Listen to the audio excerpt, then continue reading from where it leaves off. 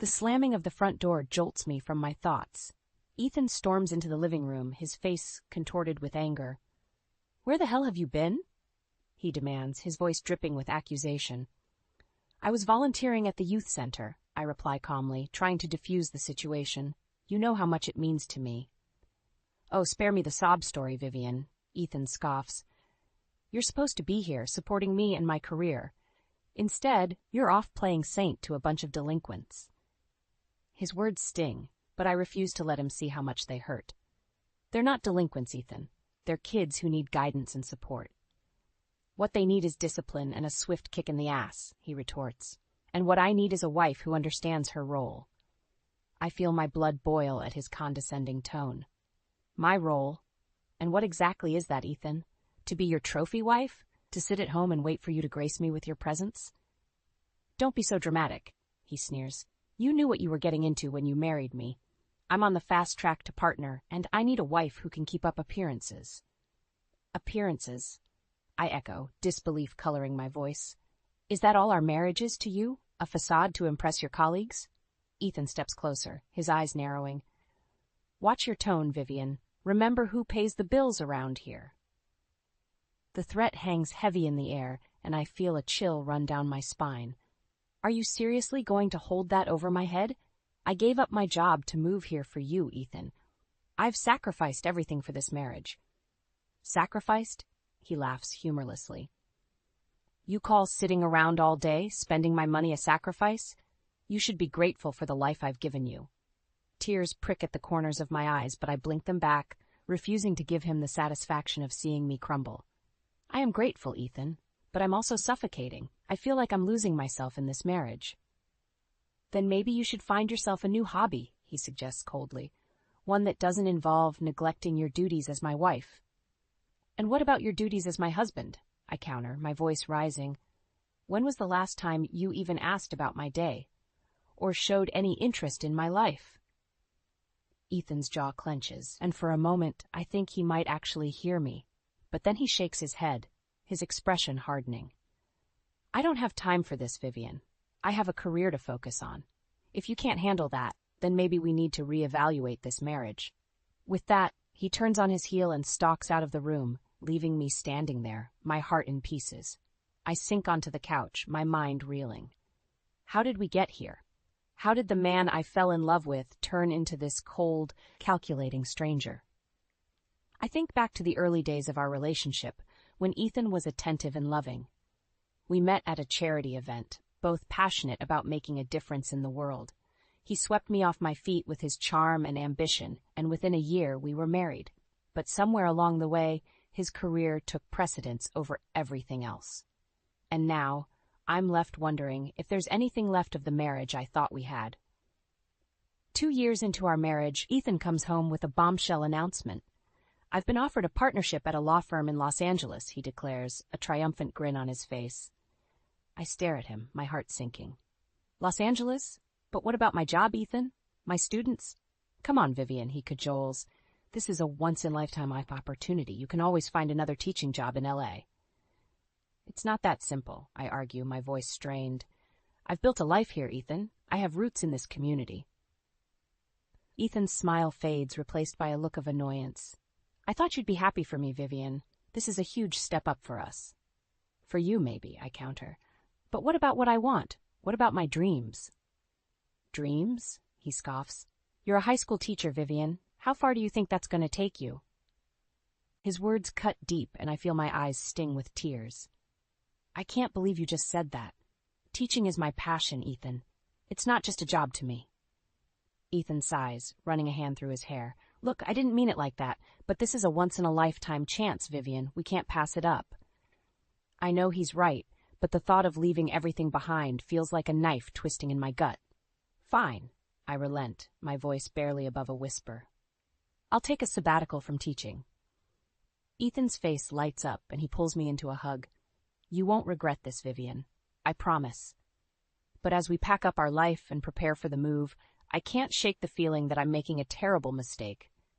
The day of the move arrives, and I find myself surrounded by boxes, my childhood home stripped bare. As I carefully wrap a framed photo of my parents, Ethan walks in, a look of disdain on his face.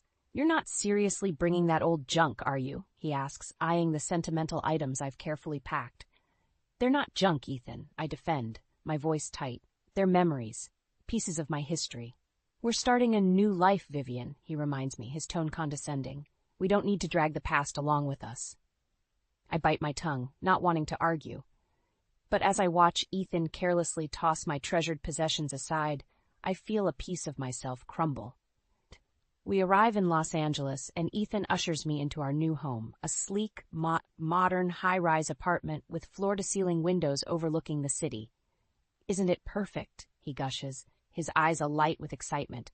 I force a smile, trying to ignore the hollow feeling in my chest. "It's lovely, Ethan." He wraps an arm around my waist, pulling me close. "This is just the beginning, Vivian. I'm going to give you the life you've always dreamed of."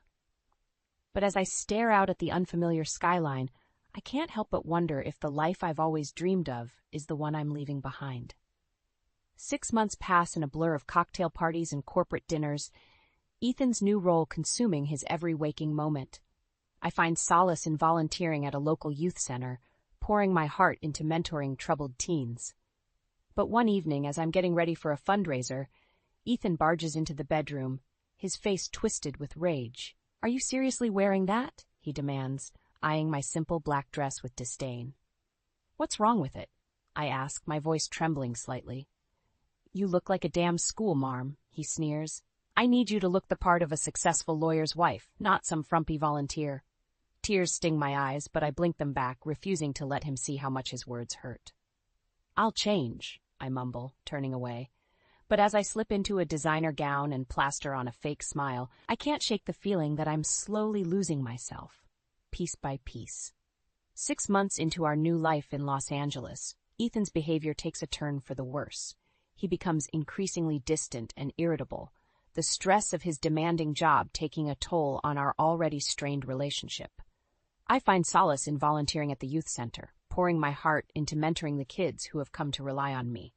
But one evening, as I'm preparing to leave for a fundraising event, Ethan storms into the room, his face contorted with anger. "Where do you think you're going?" he demands, his voice dripping with disdain. "To the youth center fundraiser," I reply, my heart sinking at the sight of his rage. "I told you about it weeks ago. And I told you to prioritize our social obligations," he snaps. "You're supposed to be at the law firm dinner with me tonight." "I can't just abandon the kids, Ethan," I plead. "They're counting on me." "I'm counting on you," he roars, slamming his hand against the wall. "Do you have any idea how embarrassing it is to have a wife who'd rather spend her time with a bunch of delinquents than support her husband's career?" Tears sting my eyes, but I refuse to let them fall. "They're not delinquents, Ethan. They're good kids who just need someone to believe in them." "Believe in them?" he scoffs. "They're a lost cause, Vivian. Just like you'll be if you don't start prioritizing what's important." His words cut deep, but I stand my ground. I am prioritizing what's important, Ethan. Those kids need me. "And what about what I need?" he demands, his voice low and menacing. "What about the sacrifices I've made for this family?" "Sacrifices?" I echo, disbelief coloring my tone. "You've been so focused on your career that you've barely even noticed me these past few months." "Oh, I've noticed," he sneers. "I've noticed how you've let yourself go, how you'd rather wallow in self-pity than be the wife I need you to be." I reel back as if he slapped me, my heart shattering into a million pieces. "How can you say that?" I whisper, my voice trembling. "I've given up everything for you, Ethan. My job, my home, my entire life." "And now you'll give up this ridiculous volunteering," he demands, "or I'll cut off your access to our joint bank account." I stare at him in shock, unable to believe what I'm hearing. "You wouldn't dare." "Try me," he says, his eyes cold and unforgiving. "I'm done indulging your little charity projects, Vivian. It's time for you to fall in line." With that, he turns on his heel and storms out of the room, leaving me to collapse onto the bed, my body shaking with silent sobs. I feel trapped, suffocated by the weight of Ethan's expectations and the life I've found myself in. Over the next few weeks, I try to be the wife Ethan wants me to be.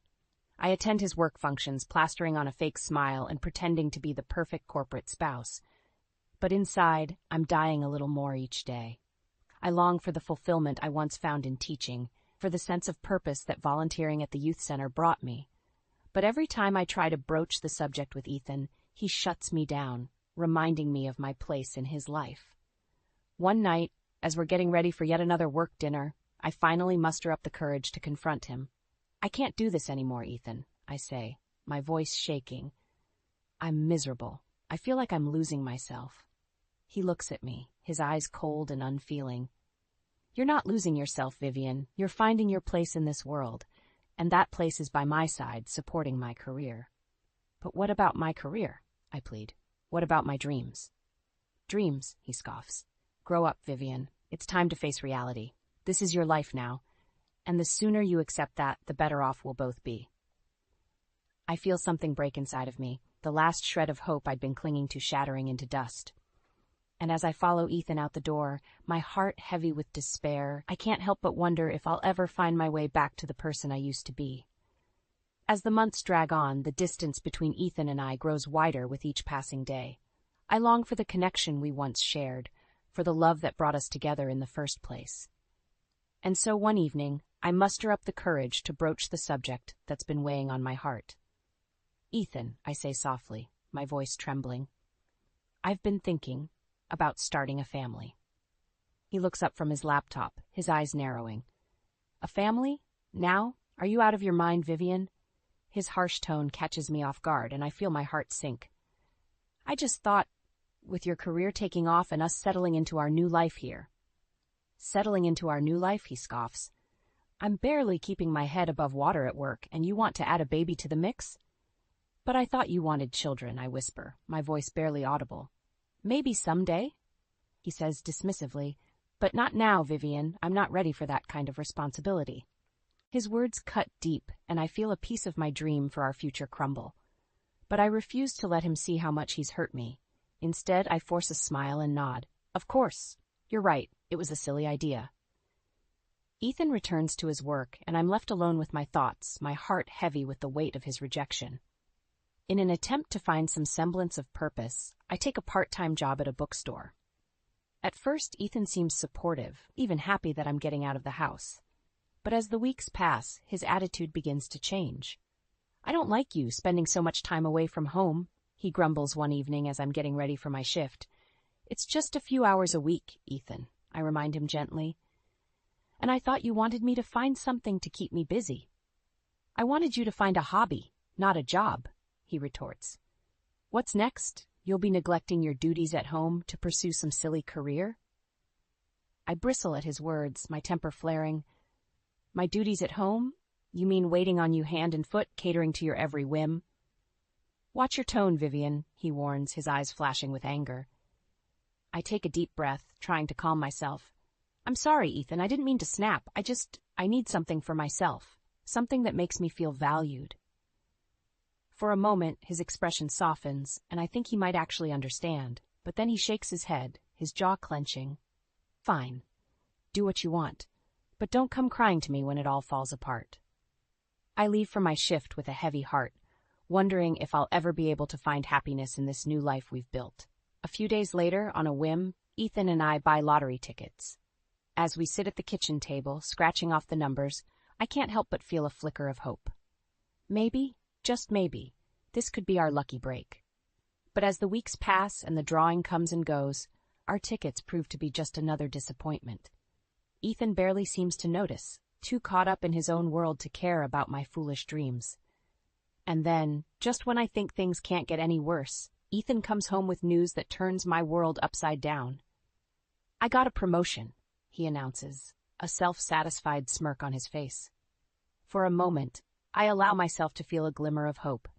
Maybe this will be the thing that finally brings us back together, that reignites the spark we once shared. But as the days turn into weeks, Ethan's behavior only worsens. He becomes more demanding, more critical of my every move. Nothing I do seems to be good enough, and I find myself walking on eggshells, desperate to avoid his wrath.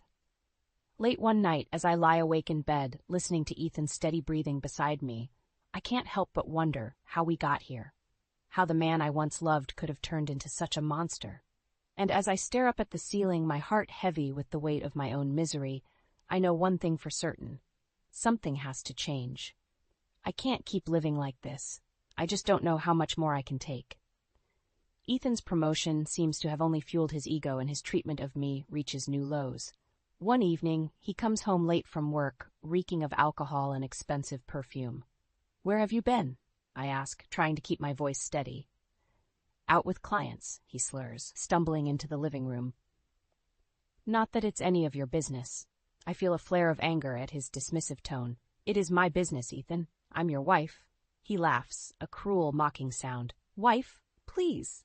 You're nothing but a burden, Vivian, a millstone around my neck." His words hit me like a physical blow, and I reel back, my eyes stinging with tears. "How can you say that? After everything I've done for you, for our marriage." "What have you done exactly?" he sneers. "Quit your job? Abandoned your friends? Moved across the country for me? You should be thanking me for giving you a purpose in life." I shake my head in disbelief, unable to comprehend the venom in his voice. "A purpose? You've taken everything from me, Ethan. My career, my dreams, my sense of self-worth." "Oh, spare me the pity party," he scoffs. "You're just jealous of my success. Jealous that I've made something of myself while you've been content to sit at home and play the martyr." "Jealous?" I echo, my voice rising. "I'm not jealous of your success, Ethan. I'm disgusted by what it's turned you into." He takes a step towards me, his eyes flashing with anger. "Watch yourself, Vivian. You don't want to push me too far." But I'm too far gone to heed his warning. "Or what? You'll leave me? Go ahead. I'd rather be alone than spend another minute with a man who treats me like dirt." For a moment he looks stunned, as if he can't believe I've dared to stand up to him. But then his face twists into a sneer, and he leans in close, his breath hot against my cheek. "You're nothing without me, Vivian. Nothing. And if you even think about leaving, I'll make sure you regret it for the rest of your miserable life." With that, he turns on his heel and storms out of the room, leaving me trembling in his wake. I sink onto the couch, my head in my hands, and let the tears come. How did I let things get this bad? How did I let myself become so weak, so dependent on a man who clearly doesn't love me? As I sit there, lost in my own misery, my phone buzzes with an incoming text. I glance at the screen, expecting to see a message from Ethan, but instead, I find myself staring at a name I don't recognize. Natalie. My heart stops. Who is Natalie? And why is she texting my husband at this hour of the night? With shaking hands, I open the message, my eyes widening as I read the words on the screen. "I had a great time tonight, Ethan. Can't wait to see you again soon. XOXO." I feel like I've been punched in the gut. Ethan is cheating on me. The late nights, the distant behavior, the cruel words. It all makes sense now. I confront him the moment he walks through the door, my voice shaking with anger and betrayal. "Who is Natalie, Ethan? And don't you dare lie to me." He looks at me, his eyes cold and unfeeling. "She's a colleague, a friend. Not that it's any of your business." "A friend," I echo, my voice rising. "Since when do friends send flirty texts in the middle of the night?" His face hardens, and he takes a step towards me, his fists clenched at his sides. "You went through my phone. How dare you?" "How dare I?" I shout, my temper flaring. "How dare you cheat on me, Ethan? How dare you treat me like garbage while you're off screwing some other woman?" "I want a divorce," he says flatly, his voice devoid of emotion. "I'm done with this marriage, Vivian. Done with you." His words hit me like a physical blow, and I stumble back, my vision blurring with tears. But even through the pain, I feel a flicker of something else. Something I haven't felt in a long time. Rage. Pure, unadulterated rage. And as I stand there, watching the man I once loved walk away from me, I make a vow to myself. I will make him pay for what he's done. I will make him suffer the way he's made me suffer. And I know just how to do it. Ethan's betrayal cuts deep, but I refuse to let him see how much he's hurt me. Instead, I channel my pain into planning my revenge. And the first step is to gather evidence of his infidelity. I hire a private investigator, a no-nonsense woman named Maria who assures me she'll get the proof I need. And sure enough, within a week, she presents me with a stack of photos and recordings that leave no doubt about Ethan's affair. I confront him with the evidence, my heart pounding in my chest as I watch the color drain from his face. "How could you do this to me, Ethan?" I ask, my voice trembling with a mixture of anger and hurt. "How could you throw away everything we had for some cheap fling?" He looks at me, his eyes cold and unfeeling. Don't be so dramatic, Vivian. It was just sex. It didn't mean anything. His callousness takes my breath away, and I feel a wave of nausea wash over me. Just sex? Is that all our marriage was to you? Just a convenient arrangement until something better came along? He shrugs, his lips curling into a cruel smirk. What can I say? I got bored. And Natalie, well, she knows how to keep things interesting. I shake my head in disbelief, unable to comprehend the depth of his betrayal. You disgust me, Ethan. You're nothing but a selfish, manipulative bastard. And you're a pathetic, clingy little girl who can't accept that her husband has outgrown her, he sneers. Face it, Vivian, you were never enough for me. You never will be. His words hit me like a physical blow, and I reel back, my eyes stinging with tears. But I refuse to let him see me cry. Not anymore. Get out, I whisper, my voice low and dangerous. Get out of my house and out of my life. I never want to see you again. He laughs, a harsh, mocking sound that echoes through the room. Gladly. But don't think you're going to get a dime from me in the divorce. I'll make sure you end up with nothing, Vivian. Nothing. With that, he turns on his heel and storms out of the room, slamming the door behind him. I sink to the floor, my body shaking with silent sobs as the reality of what's just happened washes over me. But even through the pain, I feel a flicker of something else. Something I haven't felt in a long time. Hope. Because I know something Ethan doesn't. Something that will change everything. I've won the lottery. 2 weeks ago, on a whim, I bought a ticket for the Powerball jackpot, and against all odds, I hit the jackpot. $10 million, all mine. I've kept the news to myself, not wanting to give Ethan any reason to suspect that I might be planning something. But now, as I sit on the floor of our once-shared home, I know exactly what I'm going to do. I'm going to make Ethan pay for what he's done. I'm going to hit him where it hurts the most, his wallet. I hire the best divorce attorney in town, a shark named Jack, who assures me he'll make sure I get everything I'm entitled to. And with the evidence of Ethan's infidelity on my side, he tells me I have a strong case for a generous settlement. But I don't want Ethan's money. I want to make him suffer. I want to watch him squirm as he realizes just how much he's underestimated me. And so, on the day of our divorce hearing, I walk into the courtroom with my head held high, my lottery ticket tucked safely in my purse. I watch as Ethan smirks at me from across the room, confident that he's going to walk away with everything. But then I take the stand, and I tell the judge everything.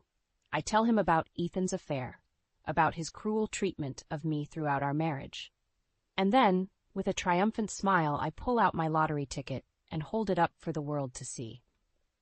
I don't want a dime from this man, Your Honor, I say, my voice ringing out clear and strong. I have all the money I need, and then some. All I want is my freedom, and the satisfaction of knowing that Ethan will never be able to hurt me again. The look on Ethan's face as the judge grants me a divorce and orders him to pay my legal fees is one I'll never forget. And as I walk out of the courtroom, my head held high and my heart finally free, I know that I've won. Not just the lottery, but my life back. And that's a prize worth more than all the money in the world. With the divorce finalized and my lottery winnings secure, I feel a sense of freedom I haven't known in years. But even as I revel in my newfound independence, I can't shake the desire to make Ethan pay for what he's done. And so I set my plan into motion. I know that Ethan's law firm handles high-profile clients, including several major banks in the city. And I also know that he's been angling for a promotion to senior partner, a position that would put him in charge of managing those accounts. So I decide to hit him where it hurts. His reputation. I make an appointment at Ethan's bank, the same one he's been schmoozing with for months in the hopes of landing their business. And when I walk in, dressed to the nines and carrying a briefcase full of cash, I make sure everyone knows exactly who I am. I'd like to make a deposit, I say, my voice ringing out loud and clear across the lobby. $10 million, to be exact. The teller's eyes widen, and I can see the wheels turning in her head as she tries to figure out who I am and where I got such a large sum of money. Of course, ma'am, she stammers, ushering me into a private room. We'll just need to verify the funds and fill out some paperwork. I smile, settling into a chair and crossing my legs. Take your time. I've got all day. As the teller scurries off to get her manager, I lean back and savor the moment. I can only imagine the look on Ethan's face when he finds out that his ex-wife, the woman he thought he'd broken, is now one of the bank's most valued clients. And sure enough, within minutes, the bank manager is falling all over himself to accommodate me. He offers me everything from a personal financial advisor to a VIP lounge pass, all the while assuring me that my money is in good hands. I just smile and nod, playing the part of the gracious client. But inside, I'm counting down the seconds until Ethan walks through that door.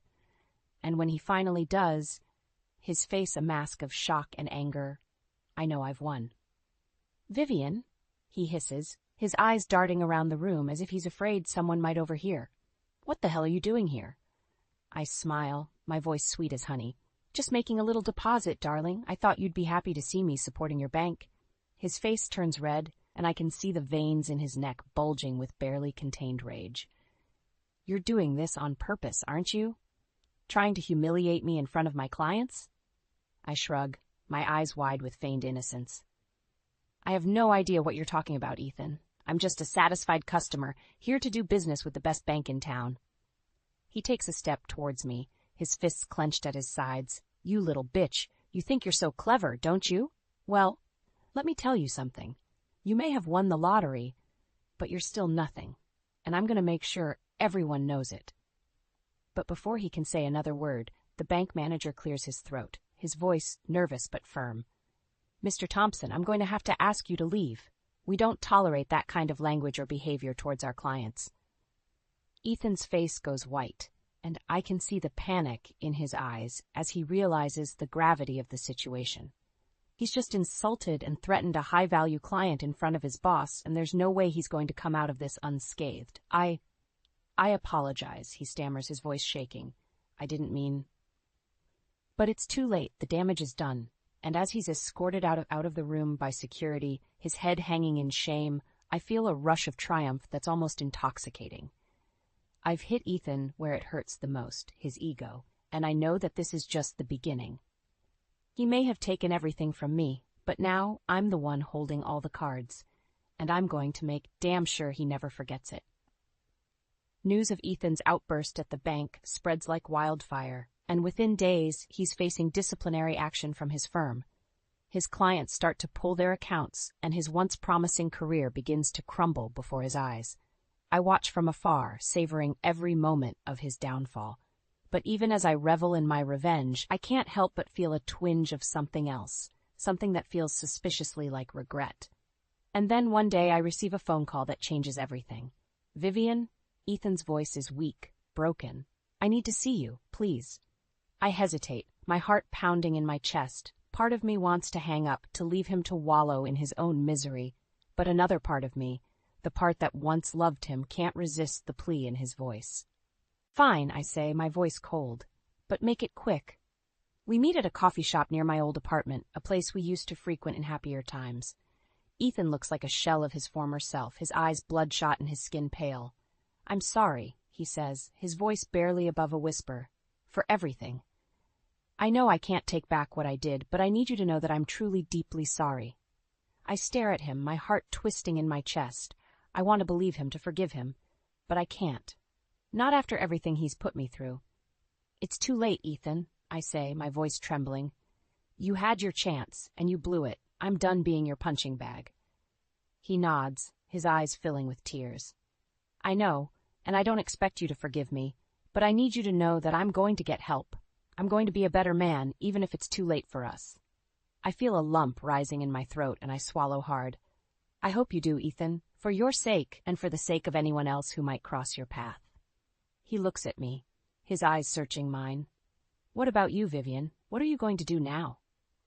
I take a deep breath, my mind racing with possibilities.